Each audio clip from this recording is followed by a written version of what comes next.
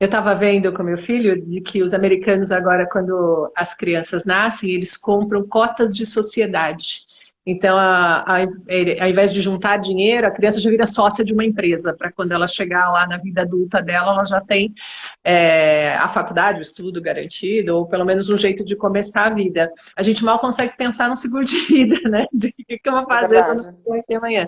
Mas é você falando em verdade. pensar no futuro e pensar a longo prazo, acho que é importante pensar também na previdência, até porque a gente não sabe se a gente vai poder contar com a aposentadoria, né, do governo. E mesmo contando com a do governo, quando você fizer sua planilha lá de custo fixo, vai ver que não cabe, né? Não, vai mudar Sim, muito o padrão de vida de todo mundo, né?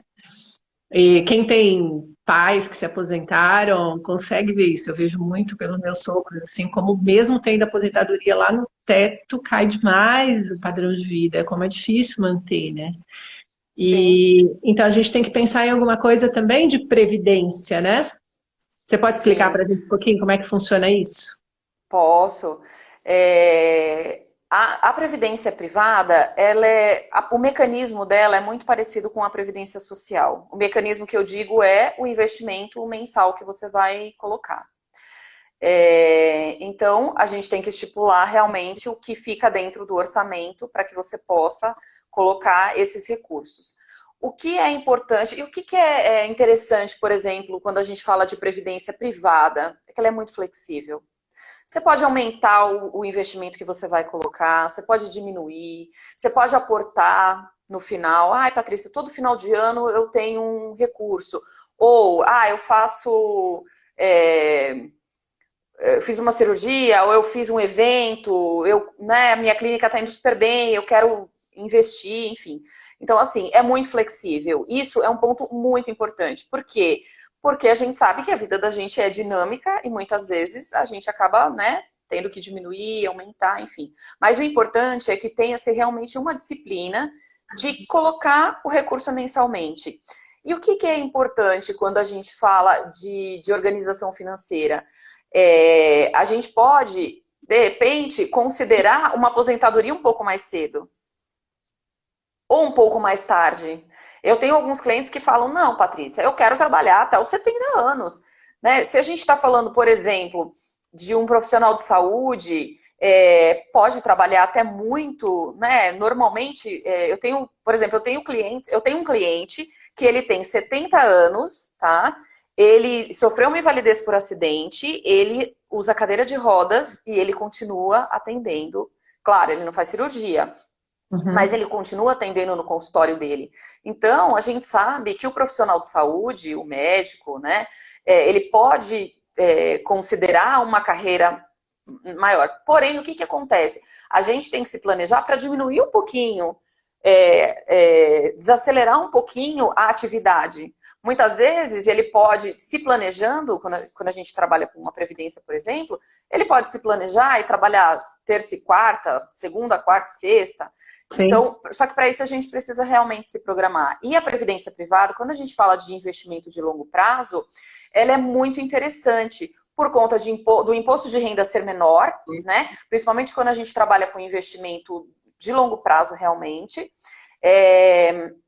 O imposto de Diferente, por renda é exemplo, de um. menor. O que a gente paga para o recurso ou a gente debita isso do nosso imposto de renda? Não entendi.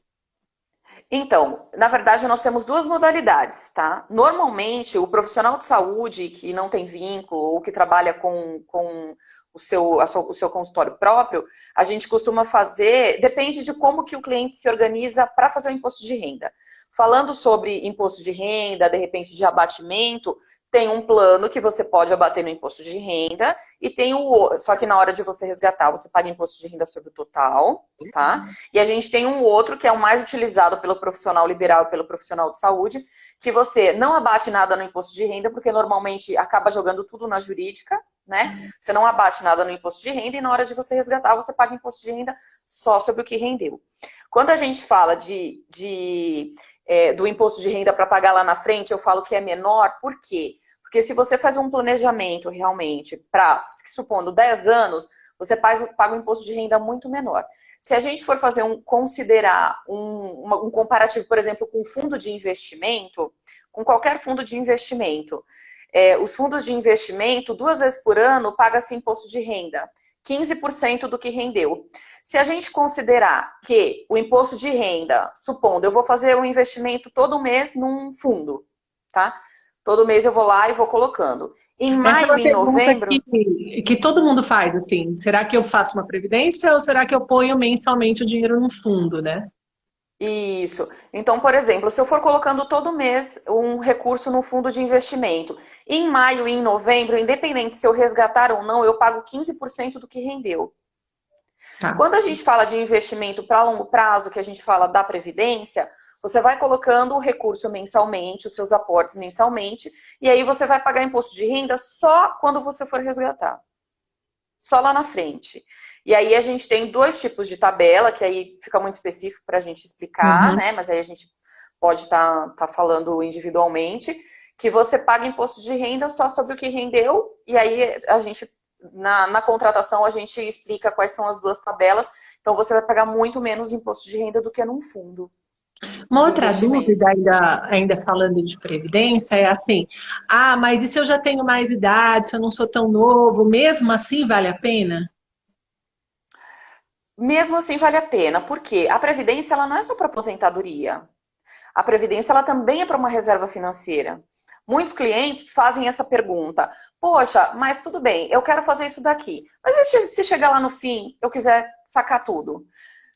Na previdência privada, quando chegar lá no fim, o que você pode fazer? Você pode resgatar. Se você é uma pessoa controlada, né? Você fala assim: olha, eu vou me programar para resgatar, sei lá, 10 mil, né? 10 Porque aí mil eu vou fica resgatar. rendendo, o dinheiro fica rendendo lá. Isso, ele fica rendendo. Agora, existem algumas pessoas que não são controladas. Falam, não, eu vou deixar a seguradora administrando e ela vai me estipular 5 mil mensal é o que eu vou receber, só que aí fica administrado pela seguradora, né? E existe a possibilidade de chegar lá no fim, você falar, olha, eu quero tudo, vou resgatar. Então, é Aí saca flexível todo nesse mundo. sentido.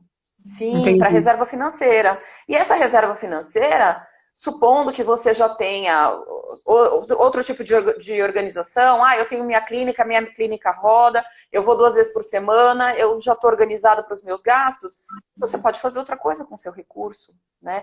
E o que é Uhum. importante também, supondo que a gente tenha, um exemplo, eu cheguei lá aos 70 anos, eu tô lá com a minha reserva, eu coloquei para sair com 70 anos. Eu posso alterar isso, tá? Se eu quiser deixar para 75, até 99 anos eu posso deixar. O que é Se eu importante, quiser por exemplo? mais para frente aumentar a contribuição, eu posso, então. Eu posso Pode, ficar com menos e depois ir aumentando também. pode fazer aporte, né? Pensei numa Então, outra chegando. dúvida, Tati. Ah, desculpa, terminei Tá, de explicar. deixa eu só terminar. Aí, chegando lá no fim, o que é importante? A previdência privada, ela é um dos itens de planejamento sucessório. É isso que Ou eu ia perguntar. seja, ela não vai entrar no imposto, Se os no filhos podem planejamento, no sacar. inventário. Sim, Legal. no inventário. Então, por exemplo, eu cheguei lá no fim com 70 anos, eu tenho meu patrimônio, né? Eu tenho minha renda, eu posso deixar isso para planejamento sucessório, por exemplo, porque os meus filhos não vão precisar descapitalizar, vender, enfim, os meus bens para poder fazer o meu inventário. Então, muitos clientes usam para planejamento sucessório. Muitas vezes nem colocam mensalmente, mas fazem um aporte lá no final com recurso e deixam para planejamento sucessório. A gente costuma usar Entendi. bastante isso, tá?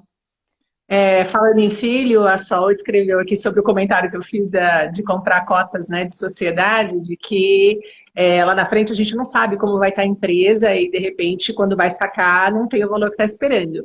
É isso mesmo, É um porque risco. quando você investe numa empresa, numa cota, você está investindo numa ação. Né? E aí o mercado de ação é um mercado de risco. Essa empresa pode decolar e você ter, vixe, sei lá o quanto mais, mas ele também pode afundar e você não ter nada, você perder tudo que você colocou. Por isso que é um mercado de risco mesmo, né? De risco. Quem acompanha aí mercado de ação, quem investe, sabe disso, sabe que pode dar certo, pode não dar certo. Né? Então, Exatamente. É um risco. Exatamente, é um risco. Né?